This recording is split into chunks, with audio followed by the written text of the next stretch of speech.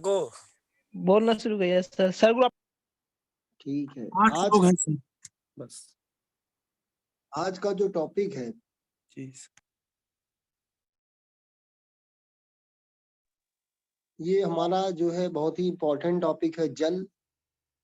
तो सबसे पहले हम लोग जो है देख लेते हैं कि क्या है इसका मतलब उपयोग क्या है और हमारे लिए कितना इम्पोर्टेंट और इस तरह किस तरह के क्वेश्चन आते हैं।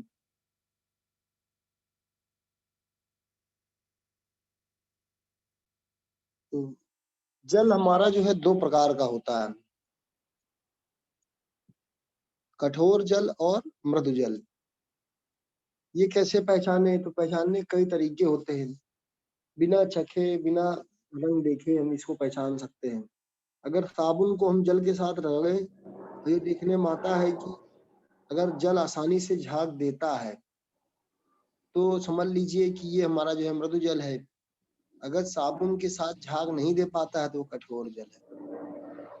ये हमारी पहचान है जिसमें हम लोग इस तरह से पता लगा सकते हैं कि कौन सा जल हमारा मृदु है, कौन सा कठोर है। इसी तरह से जल की कठोरता, जब हमारा जो कठोर जल होता है वो कठोर क्यों है? तो कठोर होने के कारण आखिर इसका क्या कारण होगा जो कि कठोरता उसमें होती है?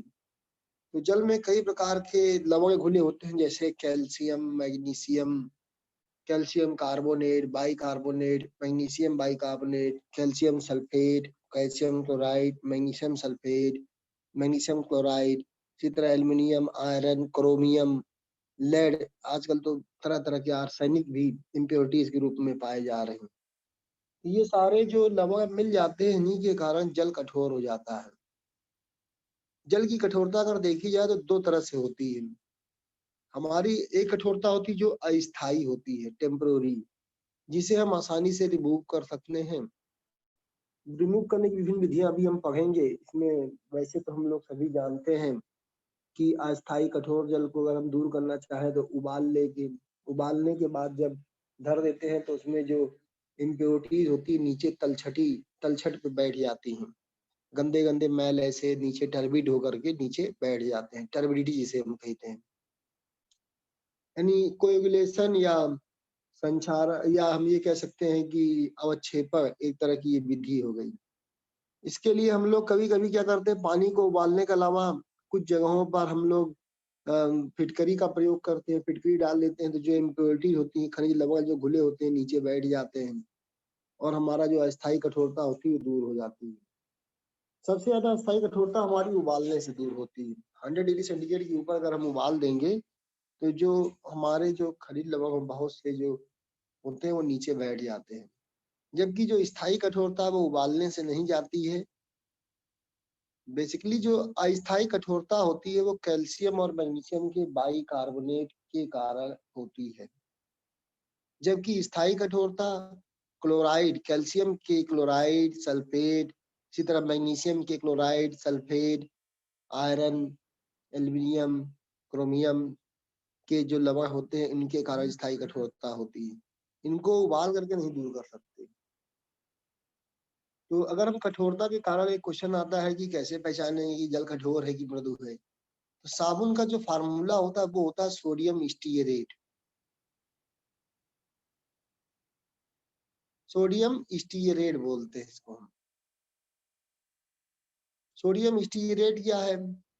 सोडियम स्टीयरेट हमारा जो है, जैसे बहुत उच्च वसी अम्ल होते हैं, स्टीयरिक एसिड, पामेटिक एसिड, उनके जो सोडियम लवण होते हैं उनका जब हम सोडियम लवण यानी NaOH के साथ रिएक्शन कराते हैं तो सोडियम सॉल्ट बनता है, जिसे हम बोलते हैं सोडियम स्टीयरेट, सोडियम पामीटेट। ये हमारा साबुन होता है। तो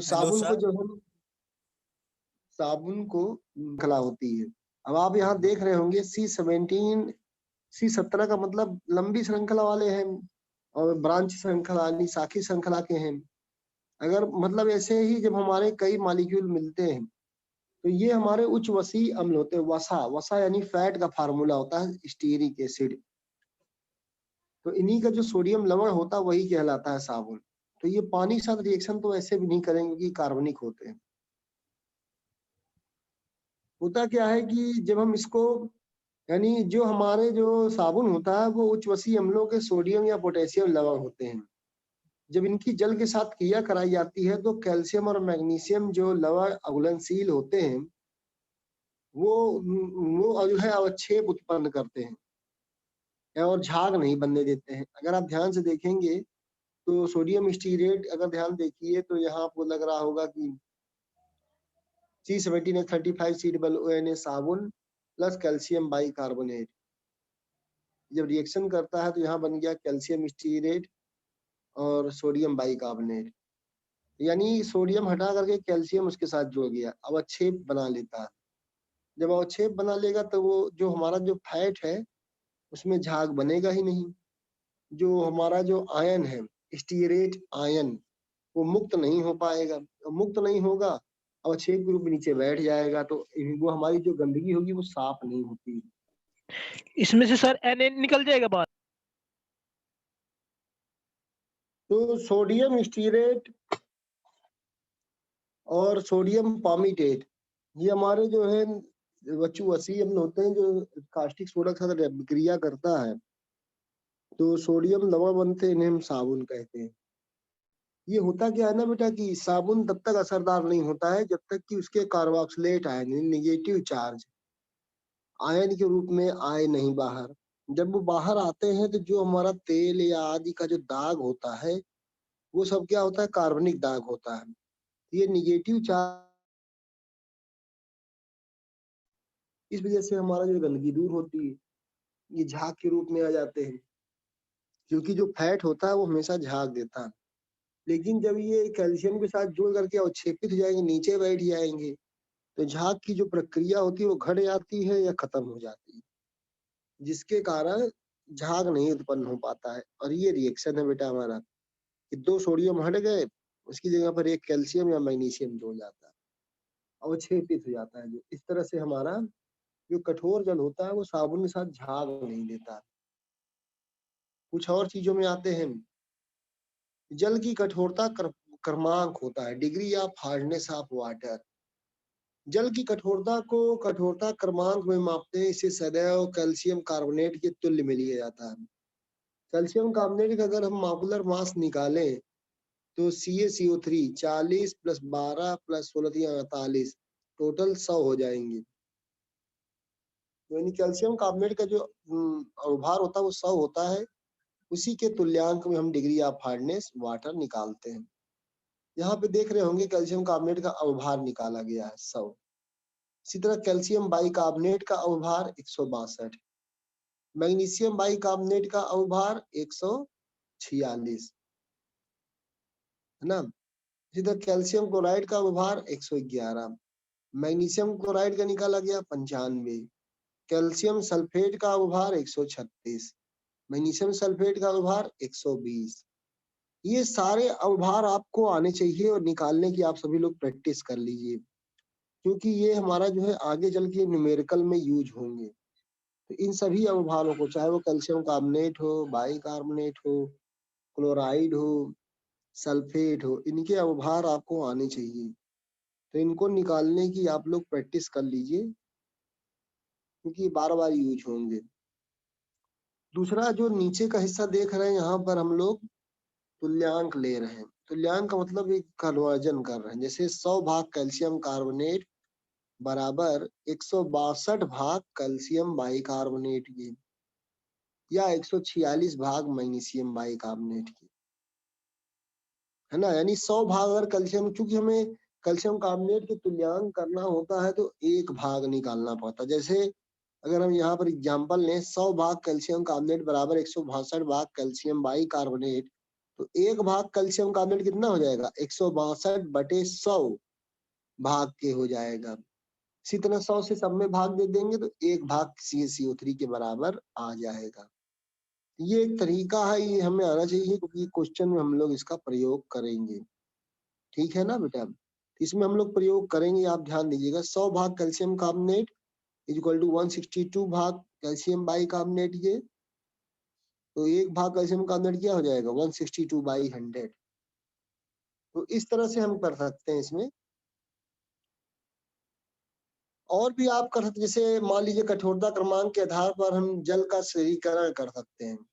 अगर 6 डिग्री कठोरता है तो मृदु जल है, 6 से 12 डिग्री तक कठोरता है तो हमारा मामूली मृदु जल है, 12 से 20 डिग्री है तो वो कठोर जल कहलाता है। 12 से ऊपर हो गया 12 डिग्री। अभी डिग्री क्या है इसकी चर्चा करते हैं, क्या होता है। ये असल में कठोरता को मापने का यूनिट है, चाहे वो पार्ट्स पर मिलियन में है, डिग्री फ्रेंच, डिग्री क्लार्क, अभी हम इसको मिलीग्राम पर लीटर, ठीक है बेटा, अभी हम इसे हम देखेंगे आगे चल के। तो कठोरता जो है वो 12 से 20 डिग्री के बीच होती है, और मृदु कठोर यानी बहुत ही ज्यादा कठोर जल होता है 20 के ऊपर हो जाता है, 30 के ऊपर तो अधिक कठोर जल होता है, यानी पीने पे आदमी की मौत भी हो सकती है। तो 6 डिग्री कठोरता अगर है तो वो हम पी सकते हैं। तो जल की कठोरता के मापन की विधियां हम कह सकते हैं, या हम इसे ये भी कह सकते हैं कि ये जो है हमारा यूनिट है, यूनिट हम कह सकते हैं।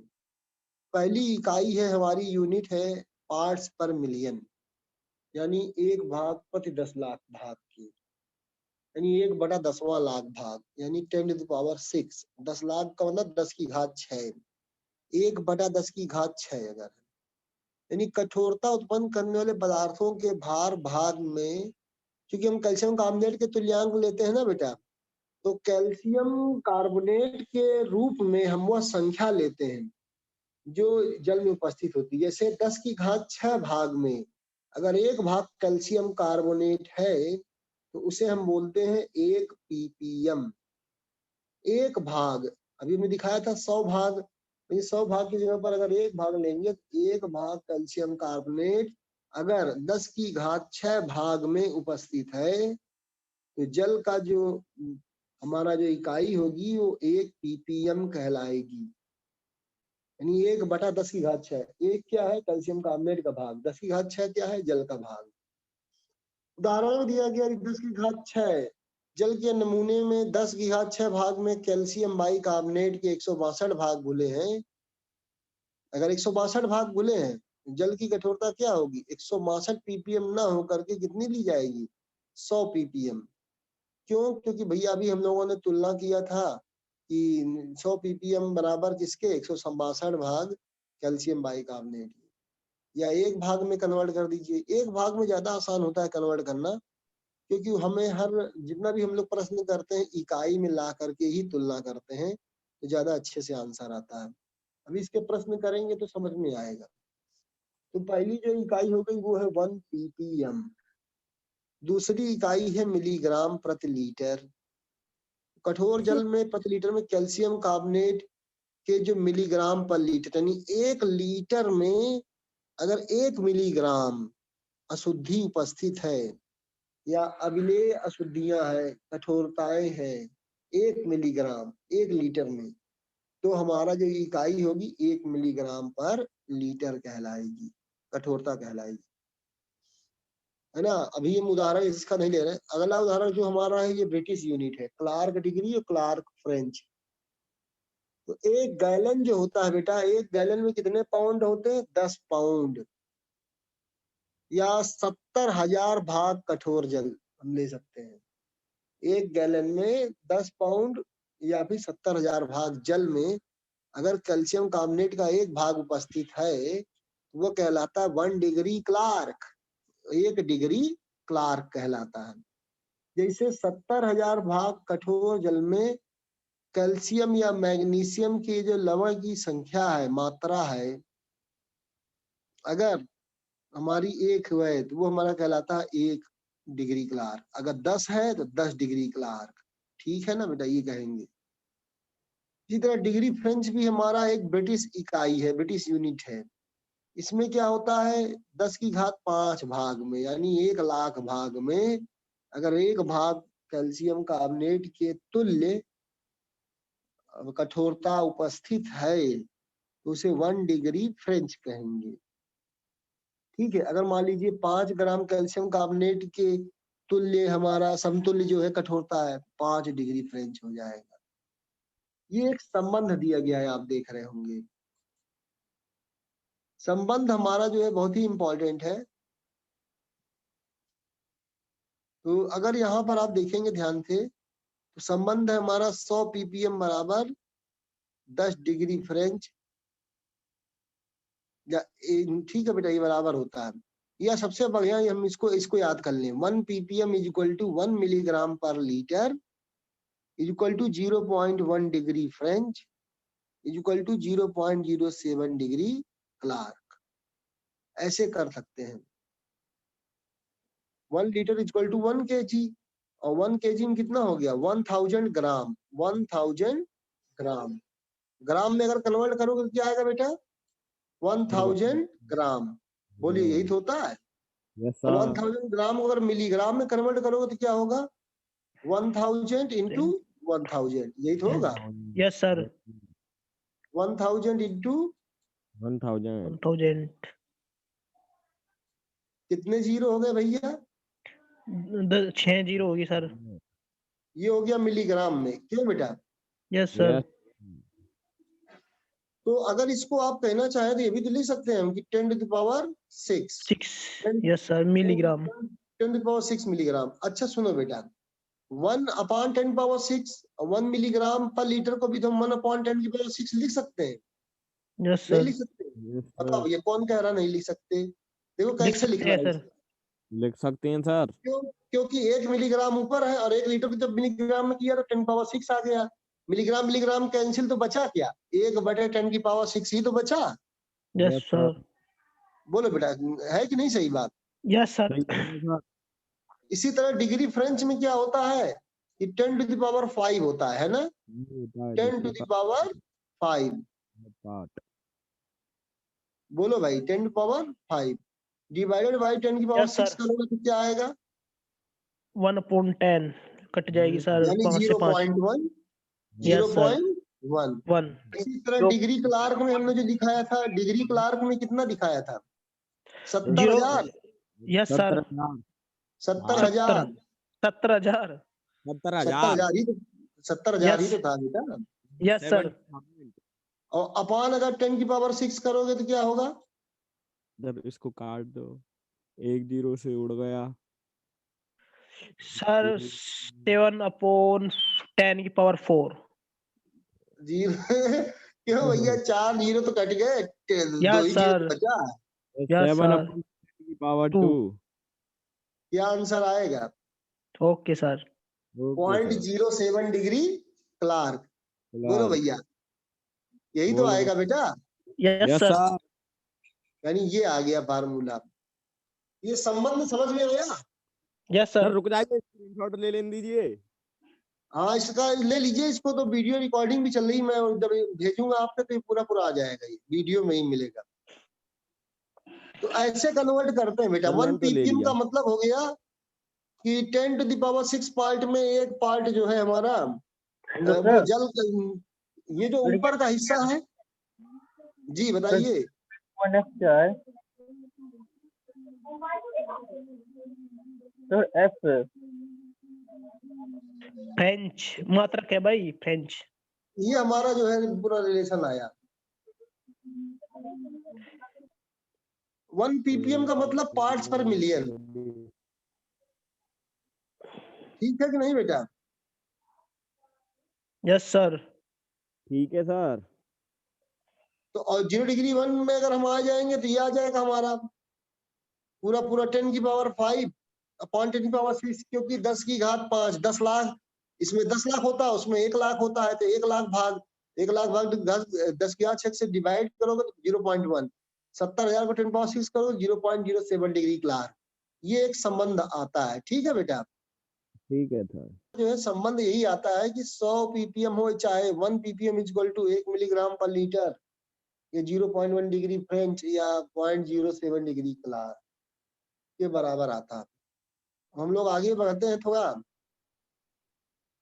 ये जैसे एक क्वेश्चन आया, सिंपल सा क्वेश्चन है, एक कठोर जल के नमूने में 1.11 ग्राम प्रति लीटर कैल्शियम क्लोराइड उपस्थित है, इसकी कठोरता ppm में ज्ञात करो, है ना। तो सबसे पहले कैल्शियम क्लोराइड का क्या निकालेंगे, अवभार। अवभार जितना हमने बताया ऊपर सब प्रैक्टिस करना है।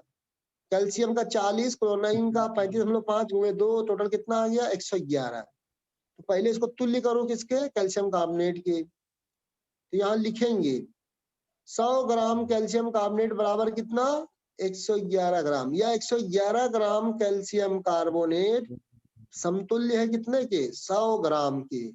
तो एक कितना होगा 100/111 के, और दिया कितना है 1.11, कितना हो जाएगा 200 मल्टीप्लाई हो ग्राम में हो जाएगा, जाएगा सर। है कि नहीं, बोलो बेटा। Yes sir. सिंपल हो जाएगा, इसमें कोई दिक्कत नहीं है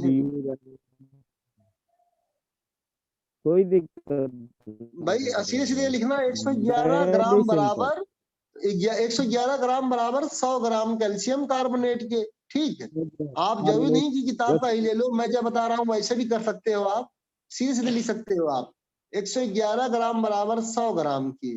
तो 1 ग्राम कैल्शियम क्लोराइड बराबर 100/111, क्योंकि ग्राम ग्राम कट जाएगा तो अब सिर्फ विदाउट यूनिट हो गया है ना बेटा। Yes sir. 100/111 देखिए यहाँ आ गया नीचे वाले पेज में। तो फिर दिया कितना था, तो 1.11 ग्राम में कितना होगा। अब जितना यूनिट दी होगी, इसलिए इसका कोई यूनिट का कोई फर्क नहीं पड़ता, ग्राम में हो चाहे किलोग्राम में हो। हम जो यहाँ पर समतुल्यता दिखाते हैं वो ग्राम में ही होता है, क्योंकि अवभार हमेशा ग्राम में होता है। क्योंकि ग्राम ग्राम कट जाता है तो सिर्फ भाग बच जाते हैं, है ना। तो 111 बराबर 100 ग्राम के, तो 1 बराबर क्या हो गया 100/111। ये सब में यही करना है, 100/11, 111 आ गया। अब उसमें 1.11 ग्राम हो चाहे किलोग्राम हो, उसका मल्टीप्लाई करोगे तो जो आंसर आएगा वो किलोग्राम में होगा, ग्राम में दिया होगा तो ग्राम में आएगा। 1.11 का मल्टीप्लाई कर दिया तो ग्राम में आ गया, ठीक है ना। अब चूंकि ये हमारा आंसर आ गया ग्राम प्रति लीटर, लेकिन हमें इसको किसमें बदलना है बेटा, मिलीग्राम प्रति लीटर में। तो ग्राम को मिलीग्राम में बदलोगे तो कितने से भाग दोगे 10⁶। भाग तो देना नहीं है, ग्राम को मिलीग्राम में लाना है। तो यस सर। 10⁻³ से मल्टीप्लाई कर दो 10⁻³ से। 1 ग्राम में 1000 मिलीग्राम होते हैं।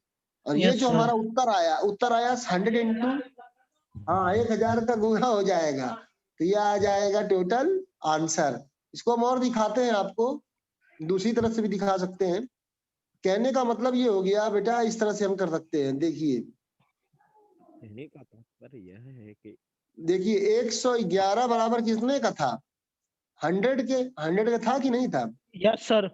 1 ग्राम में थे। तो 1 भाग कितने के बराबर हो जाएगा 100/111। क्यों बेटा, यस सर। Yes sir. अब दिया था हमारा 1.11 ग्राम पर लीटर था ना, 1.11 ग्राम पर लीटर है ना। उसमें में कितना हो जाएगा 100 डिवाइडेड बाई 111, तो ये तो रहेगा ही रहेगा, है ना। और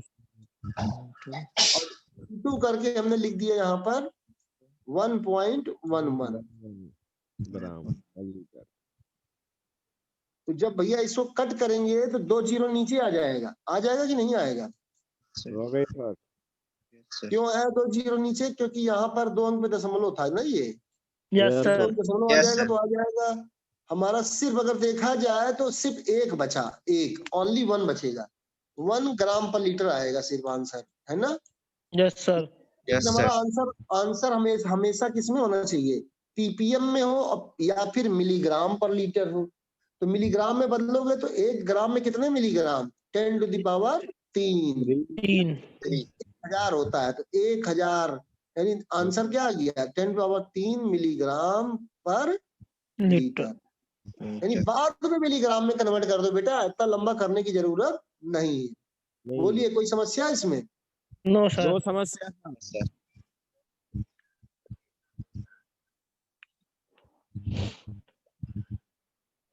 तो हमारा आंसर डायरेक्ट देखिए आ गया आंसर भाई 10⁻³ ppm आया था हमारा आंसर। यहाँ भी बुक में कितना आ रहा है 10⁻³ ppm। तो अपने हिसाब से करना है बेटा। इसी तरह इस क्वेश्चन में भी यही है, कैल्शियम सल्फेट दिया है तो कल ले जाएंगे सभी। इस जगह ध्यान से देखिए, मैं डायरेक्ट ओरल बता दे रहा हूँ। तो कैल्शियम सल्फेट का पहले अवभार निकाला 136। तो 136 ग्राम कैल्शियम सल्फेट समतुल्य है, ऐसे लिखा जाएगा लैंग्वेज। 136 ग्राम कैल्शियम सल्फेट समतुल्य है बराबर 100 ग्राम कैल्शियम कार्बोनेट के। तो 1 ग्राम कितने का होगा? 100/136। 100/136। ये तो सब में यही रूल हो गया कि भैया जब जो भी दिया हो मैटर, जिसका भी अभिभार दिया हो, पहले 100 से डिवाइड कर दो, 100 में उसका डिवीजन कर दो, पहला तो यही आ गया। अब दिया कितना है बेटा? 204 मिलीग्राम। तो 204 में कितना हो जाएगा? 100/136 इंटू 204।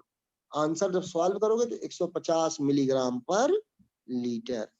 बताए कोई समस्या? जो समझ गया सर। बहुत सिंपल है, कोई दिक्कत नहीं होगी।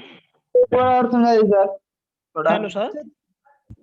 थोड़ा सा जरा उदाहरण 3 में आते हैं। उदाहरण 3 थोड़ा सा अलग टाइप का है। अलग क्या है कि इसमें ग्राम में मात्रा ही नहीं दी है। इसमें सीधे सीधे इन्होंने दिया है 100 मिलीलीटर के जल के नमूने में 25 मिलीलीटर इतने नॉर्मल मैग्नीशियम सल्फेट तुल्य है। इसकी पीपीएम में कठोरता निकालनी है। तो सबसे पहले इसमें बेटा मालूम क्या करेंगे? ग्राम में मात्रा निकाल लो। तो तुल्यांकी भार का फार्मूला होता है अवभार बटे संयोजकता। या इस क्वेश्चन को हम अभी बाद में करते हैं, पहले हम सिंपल वाले करके आगे बढ़े, आप समझ जाए पहले अच्छी तरह से। सर बोलिए। इसको बाद में करना सर। हाँ, अभी सिंपल वाला जो कि पहला टर्न है तो आप थोड़ा आसानी से कर लें। तो अभी तक जो हम लोग छोटे छोटे प्रश्न कर रहे थे, वो छोटे छोटे प्रश्न 2 नंबर के आते हैं। लेकिन अब जो कभी कभी क्या होता है, ऐसे पूछा जाता है बेटा, कठोर जल के एक नमूने में 10 लाख में निम्नलिखित लवण पाए गए, एक साथ कई लवण दे दिए गए। करने का तरीका वही है, इन सब का आंसर निकालना है। तो कैसे निकालेंगे? तो उनको करने का तरीका क्या है? जब एक से अधिक लवण होंगे, तरीका तो वही होगा कि सबको 100 ग्राम CO3 के तुल्य लेंगे। जैसे देखिए यहाँ पर दिया है कैल्शियम बाइकार्बोनेट कितना है? 16.2 ग्राम। तो अगर आप लिखोगे 16.2 ग्राम कैल्शियम कैल्शियम बाइकार्बोनेट का व्यवहार कितना आएगा? अभी चलिए हम इसको करने का तरीका बताते हैं, आगे जैसे सॉल्व किया जाए इसके लिए टेबल बना लेते हैं, क्योंकि बहुत लंबा हमें करने की जरूरत नहीं है। अगर आप देखिए जो जो लवण दिए होंगे उसमें आप एक साथ ऐसे लिख लेंगे प्रथम कॉलम में। दूसरे कॉलम में आप घुलित मात्रा यूनिट सहित, यूनिट दी गई है ग्राम पर लीटर, यूनिट सहित ले लिया गया। ग्राम है, बाद में मिलीग्राम में कन्वर्ट कर लेंगे। अब अवभार सबका बेटा हमने लिख लिया अलग से। जब अवभार लिख लेंगे तो सबको तुल्य करेंगे कैल्शियम कार्बोनेट के। कैल्शियम कार्बोनेट का अवभार कितना होता है? 100। हम लिखेंगे यहाँ पे कि 162 ग्राम कैल्शियम बाइकार्बोनेट तुल्य है कितने के? 100 कैल्शियम कार्बोनेट के। तो एक कितना हो जाएगा? 100/162। 100/162 हो जाएगा। ठीक है कि नहीं? ये 100/162, 100/146, 100/136 ऐसे तीनों में लिख लेंगे। चाहे आप एक कॉलम और यहाँ बना लेना, एक कॉलम बना के आप अपने मन से लिख देना कैल्शियम कार्बोनेट ये तुल्य, यानी मोल जिसे बोलते हैं फ्रैक्शन। फ्रैक्शन है, अब आप यहाँ लिख सकते हैं, है ना? एक कॉलम और बना के 100/162, 100/146, 100/136 लिख सकते हैं कि नहीं? बताइए। क्योंकि लिख सबके सकते लिए हैं सर। नियम बेटा, सबके लिए नियम तो यही है कि भाई इसका व्यवहार जैसे कैल्शियम सल्फेट का व्यवहार कितना दिया है? 136 आया। तो 136 ग्राम कैल्शियम सल्फेट बराबर है 100 ग्राम CaCO3 के। तो 1 ग्राम कितने हो जाएगा? 100/136। ऐसे ये भी 146 है बराबर 100 के। तो एक कितना हो जाएगा? 100/146। तो एक फ्रैक्शन आ गया हमारा, और ये फ्रैक्शन सबके लिए एक जैसा होगा कि 100 में ही अवभार का भाग दे दिया करेंगे। 100/162, 100/146, 100/136 कर दिया। अब जो वैल्यू दी उसमें मल्टीप्लाई करते जाइए। तो 16.2 में तो आंसर आ जाएगा कैल्शियम कार्बोनेट के तुल्य। 16.2 दिया है, 16.2 से मल्टीप्लाई, आंसर आ गया 10 दशमलव के 2 अंक तक निकालिए, चाहे पूर्णांक संख्या तक। 29 पूर्णांक संख्या ज्यादातर निकाली जाती है। 29.2 में का मल्टीप्लाई करेंगे तो 20 आ गया, इसका मल्टीप्लाई कर दिया तो 20 आ गया, टोटल आ गया बेटा ये। तो अब इसका मतलब तीनों से कितनी हमें कठोरता मिली? 10, 20, 20। टोटल जो बोलिए कितना हो गया? 20, 20, 40, 10, 50। यानी टोटल कठोरता हो गई 50 ग्राम, या पीपीएम में कन्वर्ट कर दें तो जल की कठोरता 50 पीपीएम, 50 मिलीग्राम पर लीटर। फिर इसको कन्वर्ट करना है किसमें? फ्रेंच में। हम जानते हैं कि 1 पीपीएम में होता है 0.1 डिग्री फ्रेंच। तो 50 ppm कितना हो जाएगा, 50 से मल्टीप्लाई करोगे तो 5 डिग्री फ्रेंच हो जाएगा।